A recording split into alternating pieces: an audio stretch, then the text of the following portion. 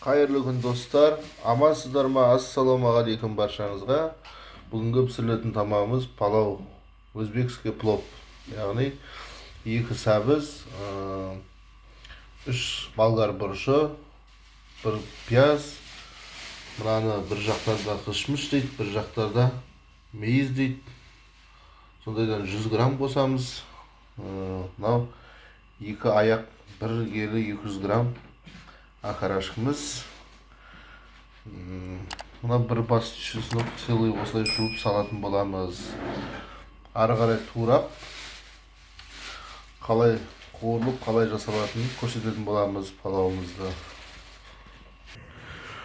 Мінекей достар, осыншама май құйып алдық. Қазанымызға кішкене бір кеседей. Соған ақарашқымызды салып қуыратын боламыз. Май өте қызып тұрған осындай жақсы.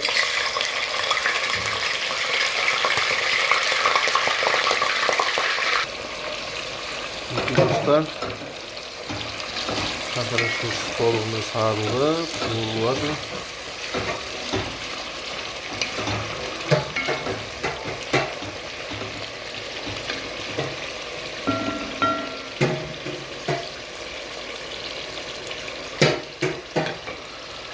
Biz осылай ақарашқыны қазір болгарский бұрышымызды салып, пиязымызды салып, сәбізімізді салып жарты сағат 45 минуттай осыны қуырып аламыз. Қуырып жатқан кезде кішкене тұз себеледік осылайдан. Пиязымызды турап бастадық. Үрлеу, майдалау араластырып турап аламыз. Болгарский бұрышымызды тұрып, болгар бұрышын турап аламыз.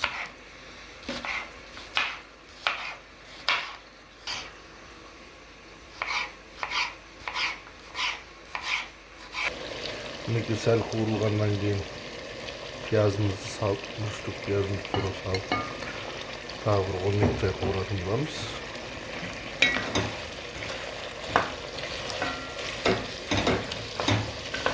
Сосын барып, болгар бұрышын салып, тағы 10 минуттай қуыратын боламыз. Пияз қуырылып жатқанда сәбізімізді турап аламыз, осылай майдалап.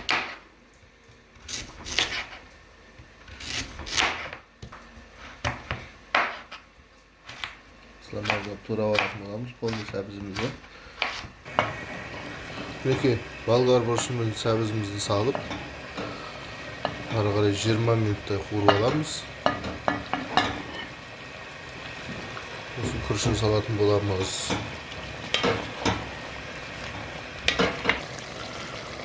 Мінекей қуырылып болды, сәлған.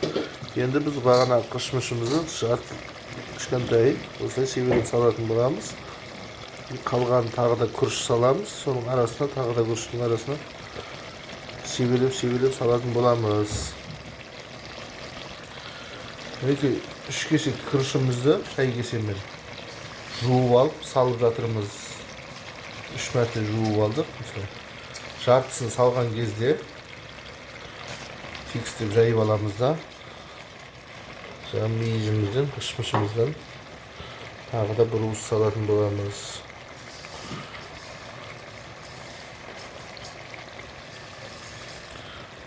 Енді қалған тағы да үстіне күрішті саламыз.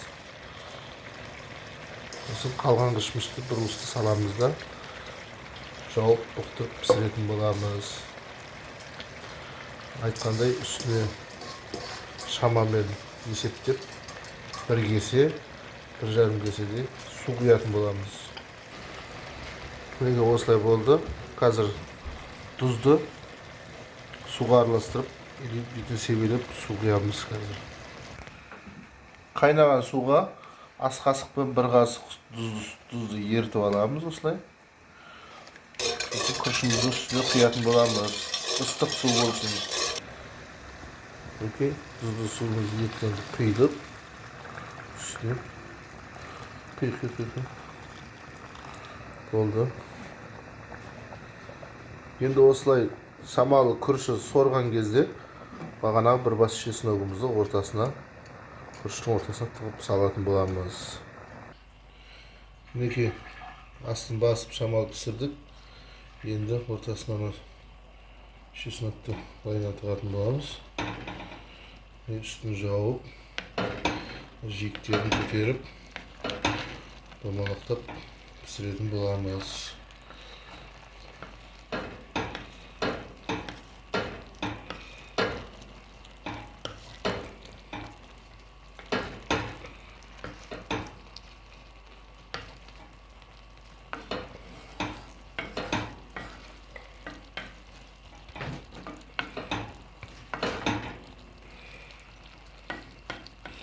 Oslar babında atırıp 10 minut 15 minut tursa kuruşumuz yezilmey pişетін болады.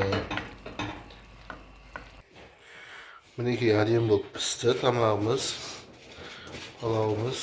Енді дастархан басына апарып дәм беретін боламыз. Мінекей палауымыз да дайын болды. Өте керемет болып дайындалған. Мыш-мыштары міне бәрі әдемі болып жүр. Дәмін көрейік кәнекей.